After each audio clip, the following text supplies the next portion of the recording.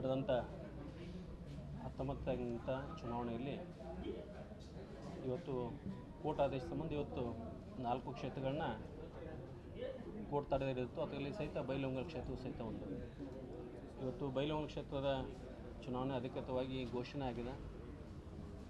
ನನಗೆ ಆ ತಾಲೂಕಿನ ಎಲ್ಲ ಸಹಕಾರ ಸಂಘದ ಅಧ್ಯಕ್ಷರು,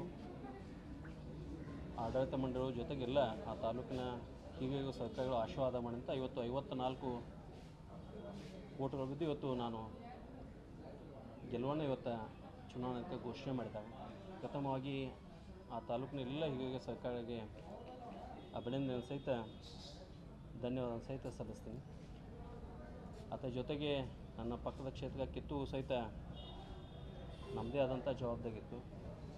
ಅನಿವಾರ್ಯ ಕಾರಣದಿಂದ ಬೇಗ ಕಾರಣದಿಂದ ಇವತ್ತು ಅಲ್ಲಿ ಸೋತಿದ್ದೀವಿ.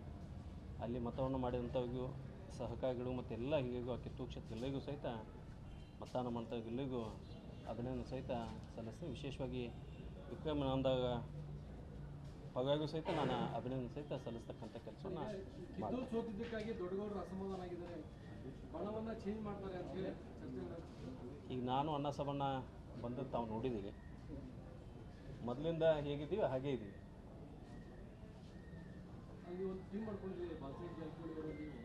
ಅದೇ ಸೋತಿದ್ದಕ್ಕಾಗಿ ತಾವು ಅಸಮಾಧಾನಗೊಂಡಿದ್ದೀರಿ ಆ ಬಣದಾಗ ಅಂತೇಳಿ. ಸೋಲು ಗೆಲುವು ಅದೊಂದು ವಿಷಯ, ಇಡೀ ಜಿಲ್ಲಾ ಆಡಳಿತದ ರಾಜಕಾರಣ ಒಂದು ವಿಷಯ. ನಿಮ್ಮ ಜೊತೆಗೆ ಇಟ್ಕೊಂಡೆ ಯಾರಾದ್ರೂ ಗೇಮ್ ಮಾಡಿದ್ರೆ ಮಾದೇವ್ ದೊಡ್ಡಗೌಡರು ಸ್ವಲ್ಪ ಅಸಮಾಧಾನ ಹೊಂದಿದ್ದಾರೆ, ಹಿಂಗಾಗಿ ಅದು ಮಾತಾಡ್ತೀವಿ ಅಂತ ಜೊತೆಗೆ ಹೋಗ್ತಾರ ಅಂತ ಹೇಳಿ ಹೋಗ್ತಾರೆ ಅನ್ನೋ ನಿಟ್ಟಿನಲ್ಲಿ ಬೇರೆ ಏನಿಲ್ಲ ವಿಷಯ.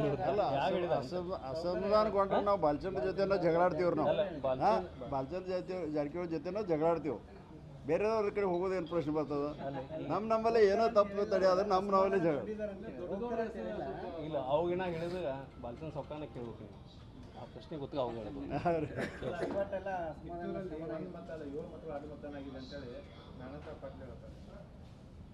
ನೋಡಿ, ಅವಾಗ ಕಂಡದ್ದು ಅವಾಗ ಹೇಳ್ತಾರೆ, ನಮಗೆ ಕಂಡದ್ದು ನಾವು ಹೇಳಿದ್ದೀವಿ. ಸರ್, ಕಿತ್ತೂರಲ್ಲಿ ಯಾರಾದರೂ ಬೆನ್ನಿಗೆ ಚೂರಿ ಹಾಕುವಂಥ ಕೆಲಸ ಆಯ್ತಾ ಮಾತೇಶ್ವರು?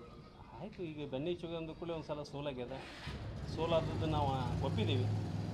ಅದು ಬೆನ್ನಿ ಚುಗಿ ಹಾಕಿದಾಗೂ ಅಥವಾ ಅಡ್ಡದ ಮತದಾನ ಮಾಡಿದಾಗೂ ಅಥವಾ ಆ ಕಡೆ ಬೇಕಾಗಿ ಮಾಡಿದಾಗ ಮುಗಿದು ಅಂಥ ವಿಷಯ. ಅದು ಸಮಯ ಸಂದರ್ಭದಲ್ಲಿ ಉತ್ತರ ಕೊಡ್ತಕ್ಕಂಥ ಕೆಲಸ ಮಾಡಿ